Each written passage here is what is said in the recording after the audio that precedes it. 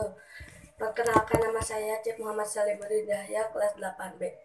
Saya akan berceramah tentang Maulid Nabi Muhammad SAW. Bismillahirrahmanirrahim. Alhamdulillahirrabbilalamin. Wassalatu wassalamu ala asrofil anbiya'i wal mursalin wa ala alihi washabihi ajmain. Amma ba'du.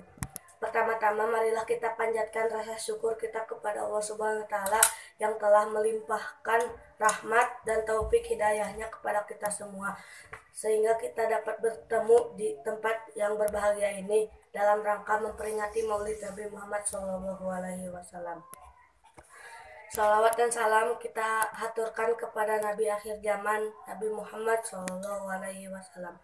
Hadirin yang saya muliakan, bulan Rabiul Awal adalah bulan yang bersejarah dalam kehidupan manusia.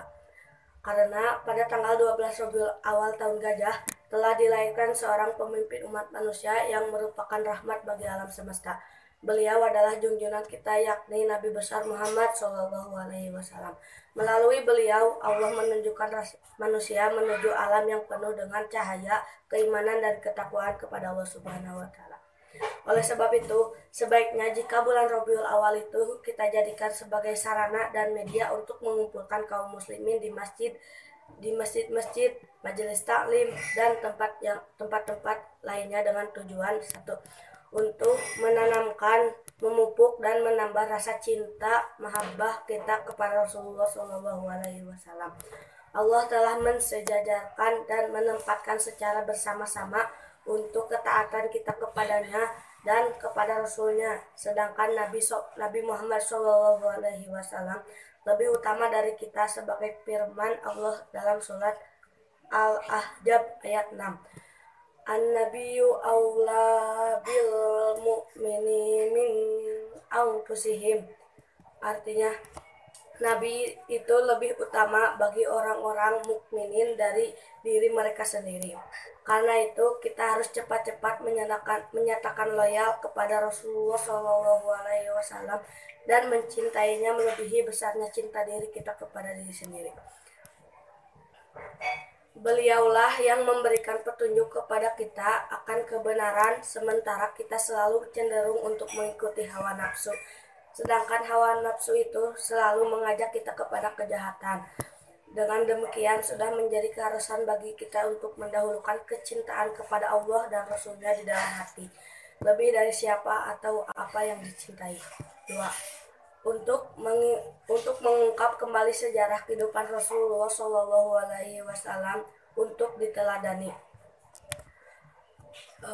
Dengan peringatan kelahiran Rasulullah SAW ini dapat mengungkap kembali sebagian dari kehidupan Rasulullah SAW dan jihad perjuangannya di dalam menegakkan agama Islam.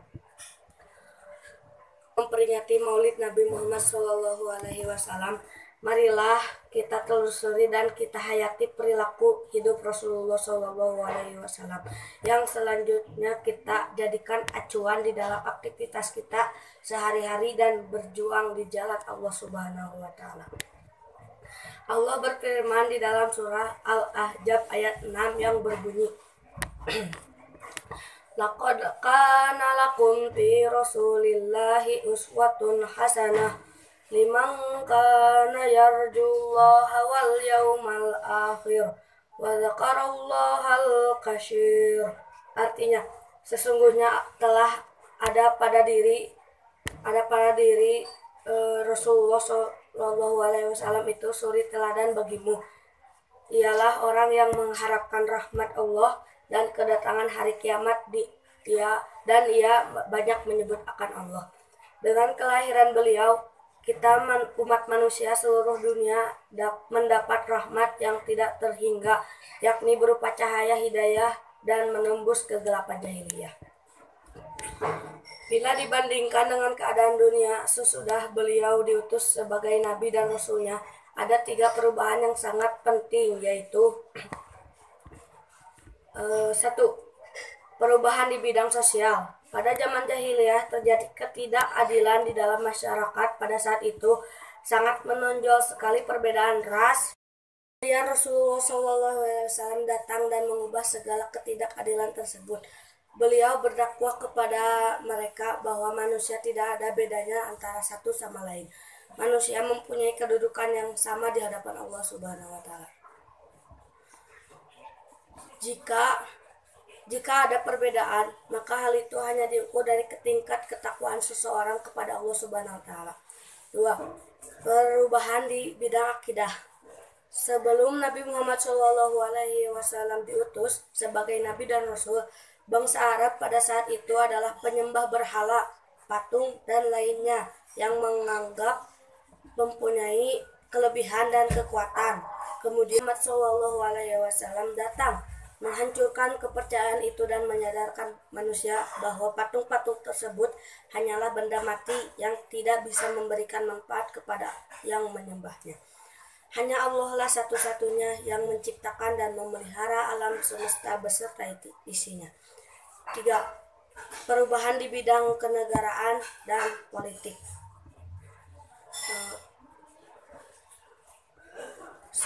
Pada masa jahiliyah sangat sulit mencari kebenaran dan keadilan. Segala keputusan atau ketentuan-ketentuan hukum tidak didasarkan pada kebenaran atau hak, melainkan didasarkan pada kekuatan dan kekuasaan. Yang kuat dan yang berkuasa akan menindas yang lemah. Begitu Rasulullah SAW datang, maka diubahlah semuanya itu dengan sistem demokrasi, keadilan dan kebersamaan serta kebebasan. Segala perundang-undangan harus bersumber kepada Al-Quran. Adapun yang belum ditentukan dalam wahyu Allah, maka ditentukan dalam bermusyawarah bersama. Saya mengharapkan mudah-mudahan dengan peringatan Maulid Nabi Muhammad SAW ini dapat menambah keimanan kita kepada Allah dan Rasulnya, mencintainya, dan membawa perubahan-perubahan positif dalam segala bidang kehidupan. Amin. Wassalamualaikum warahmatullahi wabarakatuh.